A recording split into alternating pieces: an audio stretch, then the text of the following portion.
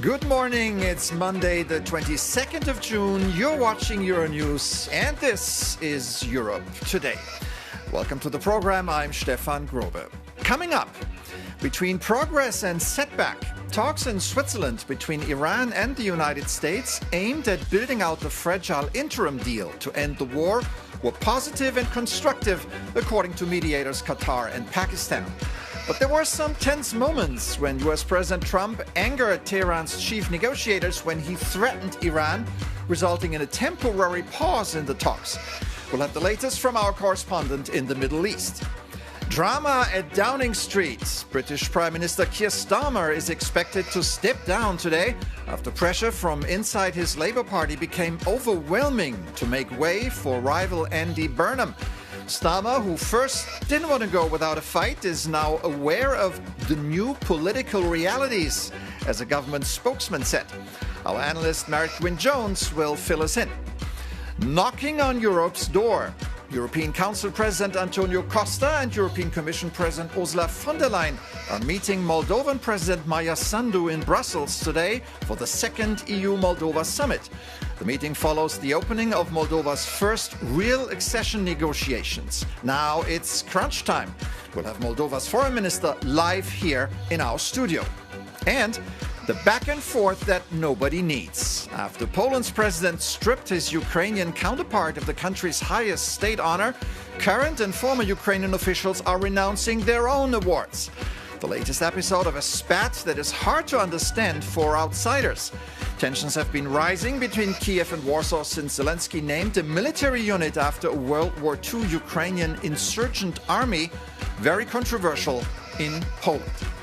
But first, the situation in the Middle East, where things were a little bumpy last night. The Iranians temporarily walked out of the talks in Switzerland, leaving US Vice President J.D. Vance a bit nonplussed. The reason for this stunning turn were threats by President Donald Trump to strike Iran even harder if Tehran doesn't agree to a deal. To make sense of it all, let's head over to Doha, where our correspondent Laila Humaira has the latest for us. Good morning, Laila. So, what can you tell us about the talks near Lucerne? Are they still happening? What's going on?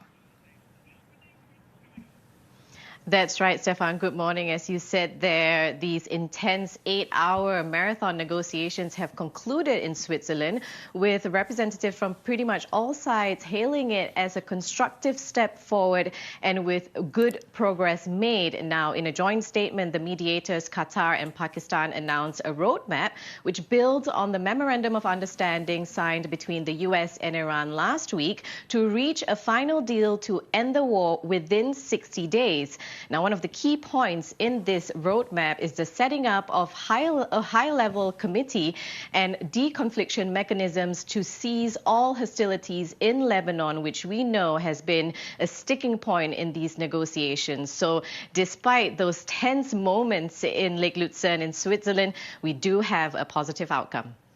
And Laila, what about the situation in the Strait of Hormuz this morning? The Iranians closed it again over the weekend. Give us an update.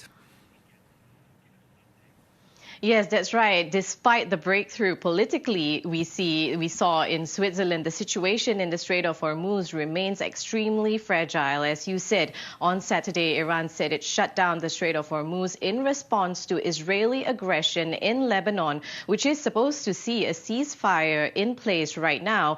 And since Saturday, we've seen vessels try and attempt going into the Strait of Hormuz only to end up turning back. Now, on paper, the US and Iran have vowed to restore freedom of navigation back in the Strait of Hormuz. But in reality, hundreds of vessels are still stranded and idle in those waters in between that critical shipping waterway. All right, Laila Humaira in Doha for us. Thank you very much. Now, let's go to the United Kingdom, where the British press had a busy weekend, basically announcing the end of Keir Starmer's premiership as early as today. We know he was in trouble, especially after a by-election in Northern England was won by his internal rival Andy Burnham. For more on this, let's bring in our in-house UK policy expert, Merritt Gwynne-Jones, who has been following this drama closely. Good morning, Merritt. Good morning, Stefan. So, Merritt, this comes 2 years after a landslide victory by Starmer and his Labour Party in the general election, what has changed? Well, indeed, Stefan, what's changed is that pressure has now been mounting on the Prime Minister Keir Starmer for weeks. His approval ratings are really quite abysmal. That's due to a series of unpopular U-turns on policy. Also controversy around the fact that he appointed Peter Mandelson, of course, to the role of the UK ambassador to the US. Such is the pressure now that members of his own Labour Party believe the party would be better off without him and that the country also would be better off with another leader. So what we're expecting today, Stefan, is for possibly Starmer to set out a timetable for his departure. That could mean departing by the July parliamentary recess or as late as the autumn, and to make way for another leader to step in and to become Prime Minister. What's unclear is whether there will be a formal contest between two or more candidates, or whether Andy Burnham will be fast-tracked to the premiership. He's, of course, the former Manchester mayor. He won a crucial by-election last week, as you mentioned, in a very pro-Brexit, I would say, constituency where Reform UK, the party of Nigel Farage, has been performing very well in recent local elections. He won that, and many members of the Labour Party believe now that Andy Burnham, informally known as the King of the North, he's an outsider as the Westminster elite, and many believe he's the only man who can really stem the meteoric rise of Reform UK, Nigel Farage's party, and the only hope now for the Labour Party. So if this does happen, as we expect, Stefan, this would mean the 7th UK Prime Minister in 10 years, which is really a sign of the instability that they're facing. Well, interesting stuff. What does it mean internationally? Should Brussels be paying attention? Well, as you know, Starmer has been playing a key role when it comes to bolstering Europe's defences, along with his allies, one of only 2 nuclear powers in Europe, of course, a key role in the format of the E3, along with France and Germany, and also in the process of reopening the Strait of Hormuz, and the peace process in Ukraine. He's been playing a really critical role. The fear now, probably for Europe, is that we have a lame duck Prime Minister in the UK for a few months that could maybe further undermine Europe's authority. And crucially, Stefan, and finally, this comes on the eve of the 10th anniversary of the Brexit referendum tomorrow. Yeah. And we know that Starmer had made it his priority to restore ties with the European Union. We are expecting him here in Brussels at the end of July to tie up a string of deals with the EU on closer collaboration. The question now is, will he be in power for that? Will he have the authority to do that? And will his successor have the same vision as him when it comes to ties with the European Union? Well, looking forward to that. I'll see what Prime Minister will come to Brussels in July. Merritt Gwynne-Jones there. Thanks for bringing us up to date. Of course, all this drama in London unfolds as the United Kingdom wants to put its post-Brexit relationship with the EU on a new footing, short of membership, of course. Now, one country that wants membership is Moldova. In fact, Moldova applied to join the EU in March 2022, received candidate status in June that year, and formally opened accession negotiations in June 2024. The latest phase, launched in Luxembourg on the 15th of June of this year, concerns the so-called fundamentals cluster. That's the part of accession talks that often determines the pace and credibility of the entire process. Let's talk about today's EU-Moldova summit now with Moldova's Foreign Minister Mihai Popsoi, who joins me here on the set. Good morning, Minister. Great to have you with us. Good morning. It's a pleasure to be back. So that cluster that I mentioned earlier matters because it's not confined to technical lawmaking, if I may say. It examines whether democratic institutions are stable, whether corruption is being tackled, whether the courts are independent, whether public money is traceable, and whether fundamental rights are protected in practice. How do you feel about these talks?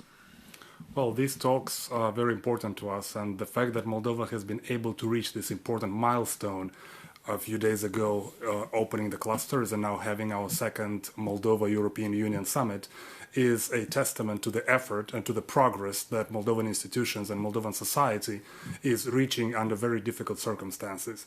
When it comes to the fundamentals, we would not have it any other way. It is very much in our interest, in the interest of Moldovan citizens, to make sure that we consolidate Moldovan institutions, that we make democratic consolidation irreversible, that we deliver to the promise we made to our citizens to combat effectively corruption, to consolidate democratic freedoms. This is at the end part and parcel of our political agenda. If it also helps us to join the European Union, it's great.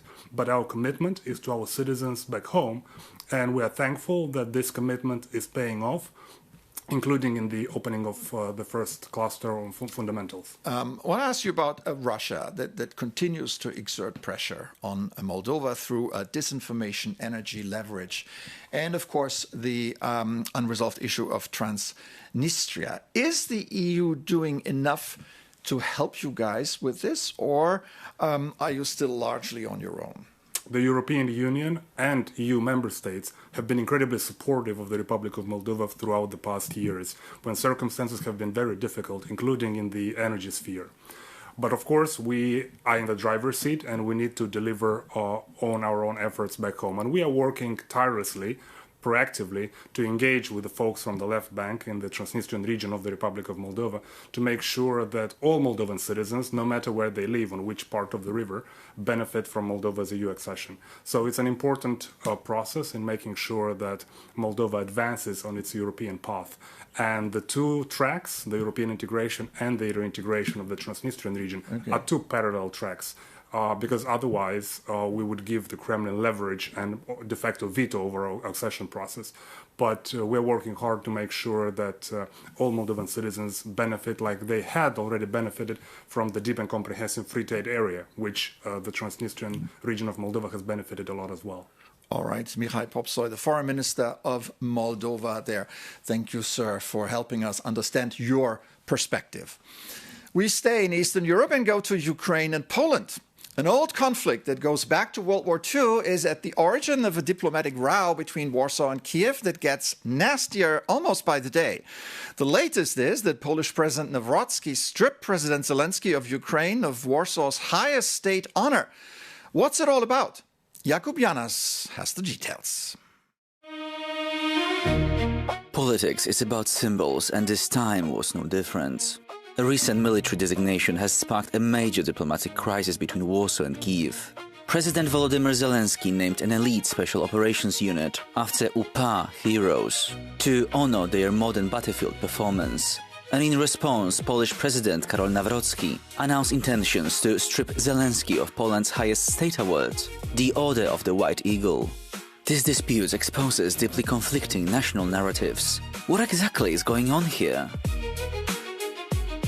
For Poland, the UPA, so Ukrainian Insurgent Army, is responsible for a campaign of genocidal ethnic cleansing in the 1940s that resulted in the deaths of an estimated 100,000 Polish civilians in Volyn in Ukrainian or Wołyń in Polish, so a historic region with deep Polish and Ukrainian roots. This violence also systematically targeted Jewish survivors who had escaped the Holocaust. Conversely, for Ukraine, the UPA is remembered as a symbol of anti-Soviet resistance and a heroic struggle for independence. And as Ukraine defends itself against the full-scale Russian invasion, this legacy of resistance is viewed as a vital tool for public resilience. And Ukrainian officials emphasize that this designation was a grassroots request from the frontline soldiers with no anti-Polish intentions. However, Polish leaders maintain that the memory of the victims is entirely non-negotiable. The risks of this trust crisis are exceptionally high, with some in Warsaw even calling for blocking Ukraine's EU accession over the scandal. And public solidarity is also facing pressure, as this unresolved dispute risks breaking the bond between both nations. And addressing the tension, Polish Prime Minister Donald Tusk noted that both nations must prevent historical emotions from destroying their solidarity. A prolonged conflict, Tusk warned, ultimately only serves the strategic interests of Moscow. So as said, politics is about symbols, but this time it could be different. Because history shows that even the deepest historical wounds can be managed through active cooperation. A precedent clearly seen in the journey of Polish-German reconciliation. The Ukrainian Insurgent Army will always remain a deeply divisive symbol. Yet, the shared security of both nations today depends on managing this historical pain together, rather than allowing the past to shatter their alliance.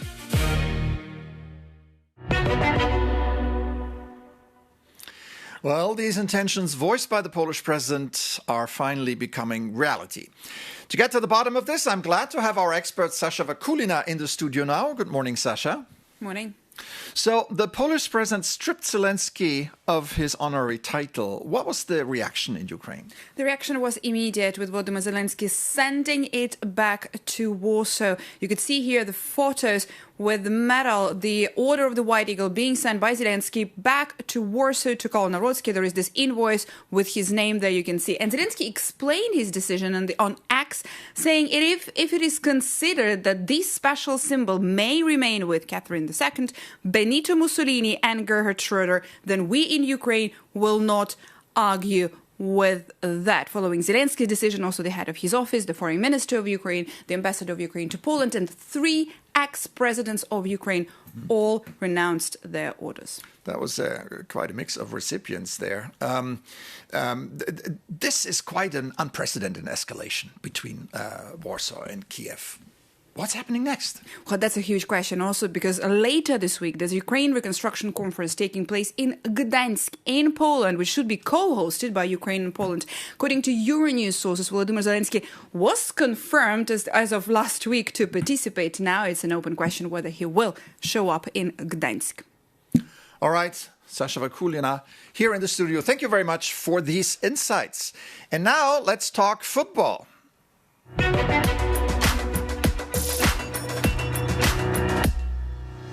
And there were some eye-popping results last night. First of all, Mohamed Salah led Egypt to their first ever World Cup victory as they recovered to beat New Zealand 3-1, moving to the top of Group G and boosting their hopes of reaching the knockout stage. In that same Group G, Iran battled to a well-deserved point against 10-man Belgium with a 0-0 draw. Iran's hopes of making the knockout stages are now very much alive, whereas the Red Devils provided their fans with another evening of disappointment. And I think I'm going to hear a lot about that in Brussels today. Then Cape Verde continued the adventure as the team produced another shocker by forcing a 2-2 draw on Uruguay. A result that gets them second in their group for now. Remember, they drew with Spain in their tournament debut, which was their first stunner. Speaking of Spain, the team showed signs of regained consciousness by delivering a 4-0 thrashing of Saudi Arabia, with superstar Lamine Yamal becoming only the second player aged 18 and under to open scoring in a World Cup match. On the menu today is Argentina against Australia, France versus Iraq, Norway, Senegal, and Jordan against Algeria. That's it for today. Thanks for joining us this Monday morning. Do get in touch with any of your questions or comments via our email address. That's europetoday@euronews.com. In the meantime, stay with us for more of the latest news live here on Euronews. I'm Stefan Grobe. Take care and see you tomorrow.